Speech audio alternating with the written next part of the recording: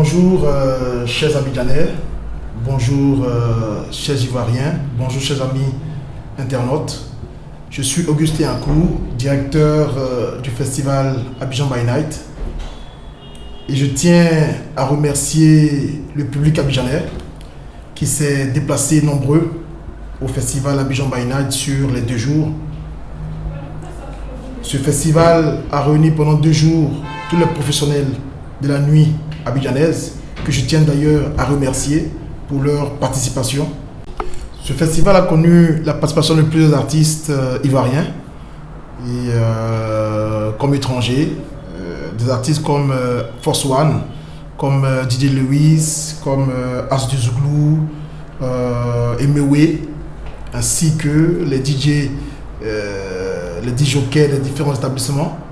Et je tiens à dire grand merci à tous ces artistes qui ont donné le meilleur d'eux-mêmes, qui se sont impliqués pour la réussite de cette fête abidjanaise.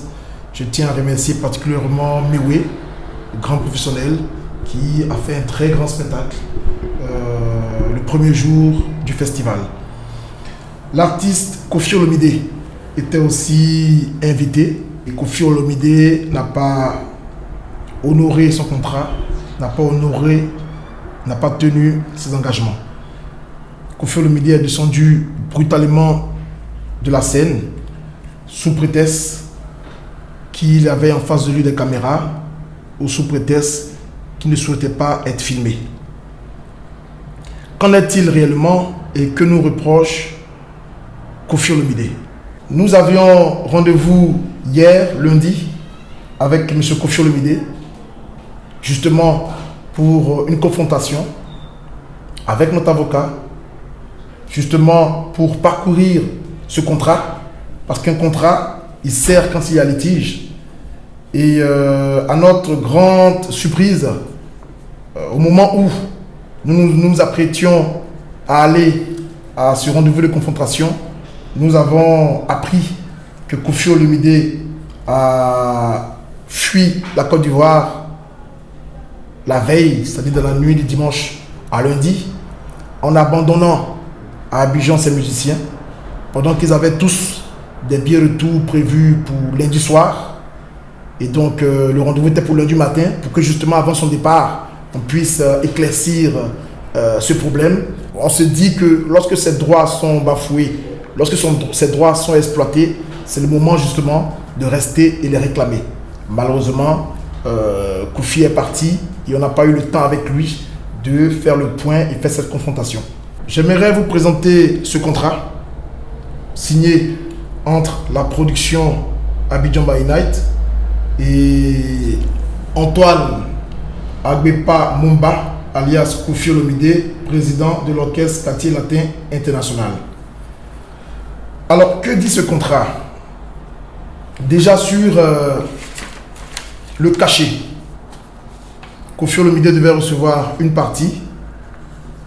Avant son arrivée à Abidjan, nous avons dépêché une équipe à Kinshasa pour rencontrer Koffi, parce que justement, c'est un artiste que nous respectons beaucoup. Et l'autre partie devait être versée ici à Abidjan à son arrivée. Ce qui a été fait. Et donc, sur le volet du cachet, Koffi a été complètement payé et soldé pour la prestation, ou du moins pour le job qu'il devait effectuer à Abidjan. Je me réjouis donc que le litige entre Koffi Olomide et la production Abidjan by Night ne soit pas un litige de cachet. Nous avons donc honoré nos engagements sur ce plan-là et cela pourrait démontrer de notre sérieux. Que nous reproche donc Koffi Olomide sur le film, ou du moins les caméras pour lesquelles il est descendu brutalement de la scène au mépris du public qui était en face de lui? L'article 11 de ce même contrat signé par Koffi dit ceci: l'organisateur aura le droit d'utiliser l'image de l'artiste pour promouvoir l'événement. On a donc le droit d'utiliser le nom et l'image de l'artiste pour promouvoir notre événement. Promouvoir notre événement en termes d'annonce de l'événement, promouvoir notre événement en termes d'écho de l'événement, c'est-à-dire en termes de compte rendu, en termes de compte rendu de reportage presse, audio, mais aussi vidéo, pour faire écho, pour faire la promotion de cet événement-là. Il s'agissait donc pour nous, il y avait deux raisons qui ont guidé nos captations. La première raison, c'était d'abord pour la promotion de l'événement. La deuxième raison, c'était bien entendu pour relayer les images de la scène sur les écrans géants installés, parce que justement, avec le monde qu'on avait, tout le monde ne pouvait pas voir Kofi du près de la scène. Ce même contrat qui nous donne le droit d'utiliser l'image de l'artiste pour promouvoir notre événement protège aussi Kofi, parce que ce même contrat dit qu'on ne doit pas utiliser ces images pour des besoins de merchandising. C'est-à-dire qu'on ne doit pas faire des DVD ou des CD ou aller vendre la prestation de Kofi à des chaînes de télévision, etc. Mais pour qu'il y ait image et pour qu'on puisse apprécier l'utilisation ou du moins juger l'utilisation frauduleuse ou pas de ces images, il faudrait d'abord qu'il y ait film. Il faudrait qu'on filme.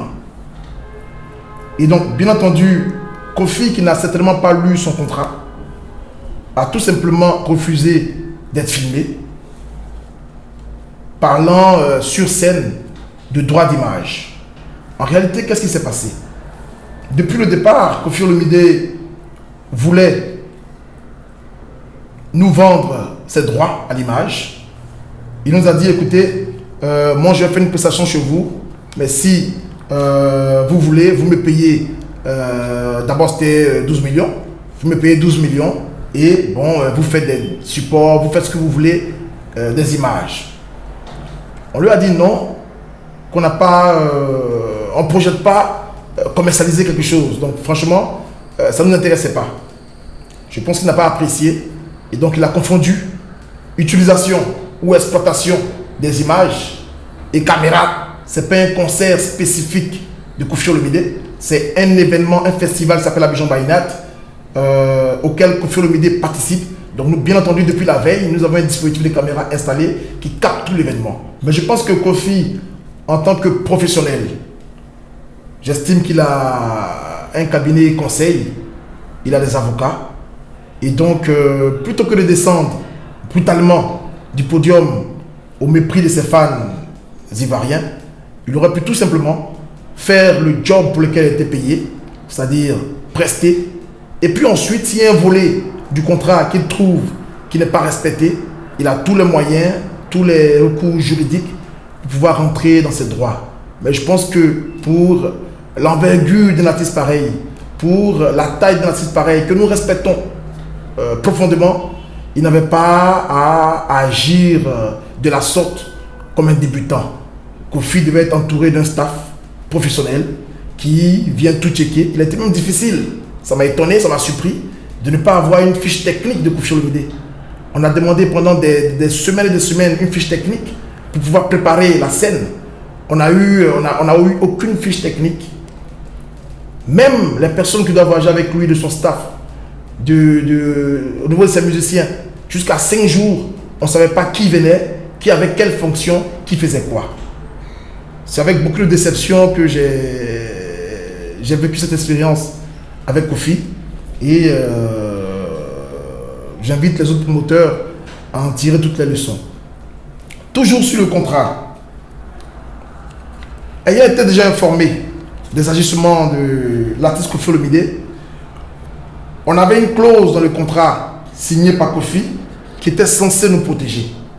Cette clause à l'article 13 nous dit, et je vous le lis, l'artiste garantit l'organisateur contre tout trouble, revendication ou éviction quelconque qui empêcherait l'exercice paisible et exclusif du droit qui lui est cédé.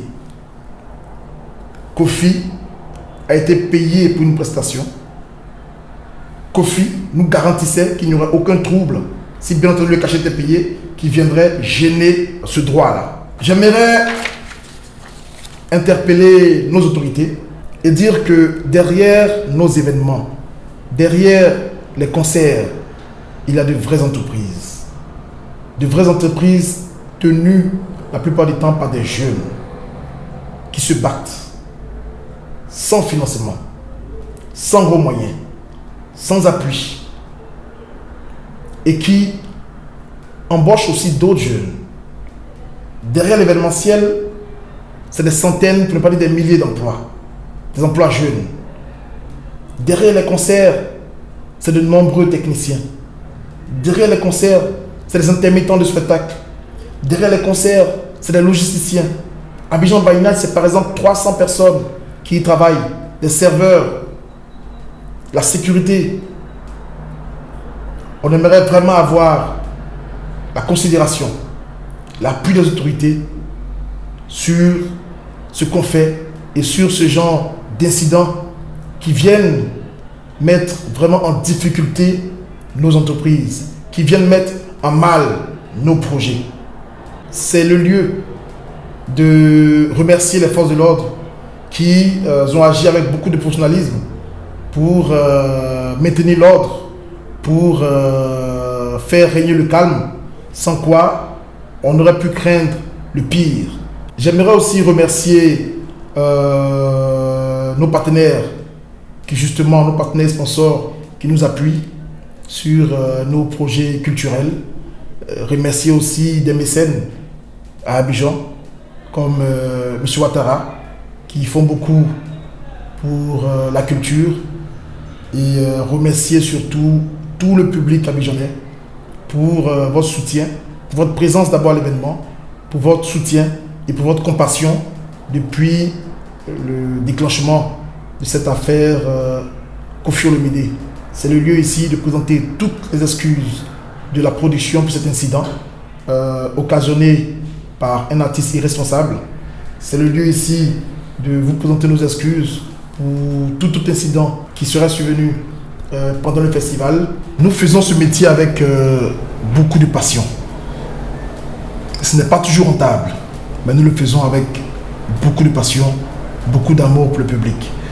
Koffi Olomide nous a fait connaître un préjudice énorme entre le cachet qu'il a encaissé pour une prestation qui n'a pas eu lieu, entre les nombreux billets d'avion qui ont été payés pour une prestation qui n'a pas eu lieu, entre tout ce dispositif pour l'accueil et son séjour pour une prestation qui n'a pas eu lieu. Nous avons connu un préjudice. Le public abidjanais présent aussi à cet événement a connu un préjudice. Nous espérons avoir réparation. Je vous remercie et vive Abidjan by Night.